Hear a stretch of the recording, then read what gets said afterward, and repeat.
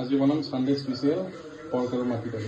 পৰ্কটো হালধি আৰু নিমখ দি বইল কৰি থৈছোঁ, মাটি দাইল তিয়াই থৈছোঁ, আৰু এইফালে আলু, পিঁয়াজ, আদা, নহৰু, জলকীয়া চাই থাকিব, আৰু এইফালে সৰু আলু ফ্ৰাই কৰি আছোঁ।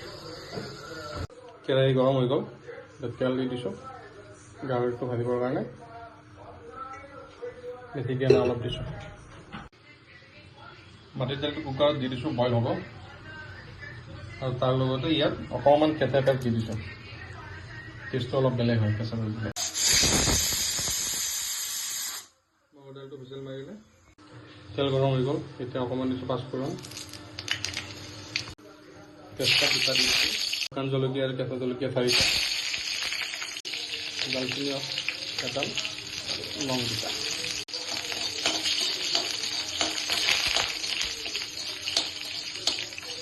সৰু আলু দুটা কাটি দি দিছোঁ,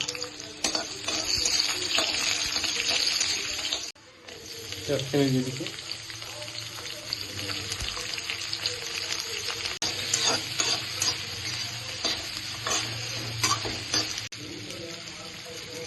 অলপ হালধি দিছোঁ, বেছি নিদিওঁ, নিমখ অলপ, কাৰণ দালিত নিমখ দিয়া আছে।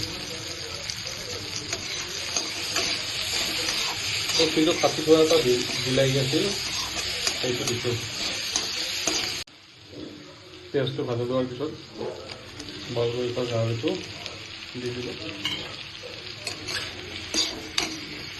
পেকেট মছলা একো দিয়া নাই, আদা নহৰু এইখিনি নিজে গুড়া কৰা গৰম মছলা এইখিনি দিম। এতিয়া 5 মিনিটৰ কাৰণে ঢাকনিখন লগাই দিম, কৰি ৰাখিম।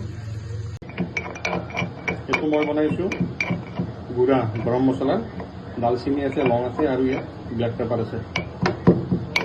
মাংসটো আধা ভজা যোৱাৰ পিছত আদা নহৰুখিনি দি দিছোঁ।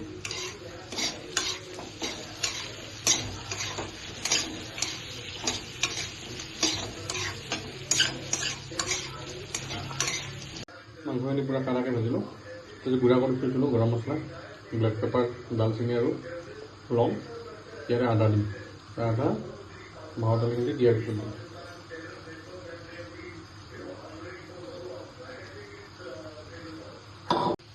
এইখিনি পূৰা হৈ আছে, 5 মিনিট পিছত মাহৰ দালিটো পেলাই দিম ইয়াত।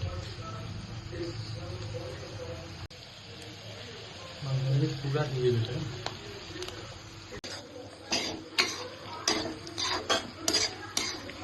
পূৰা সিজি গৈছে।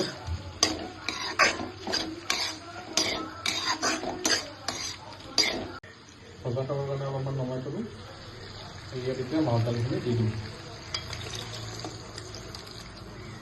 ইয়াত বাকী ৰোৱা গৰম মছলাখিনি দি দিছোঁ।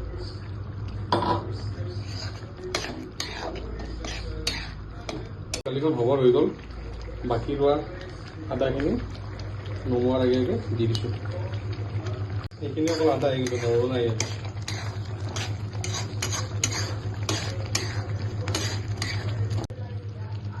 মাহৰ দালি গাহৰি ৰেডি। এতিয়া চুলা বন্ধ কৰিছোঁ দেই।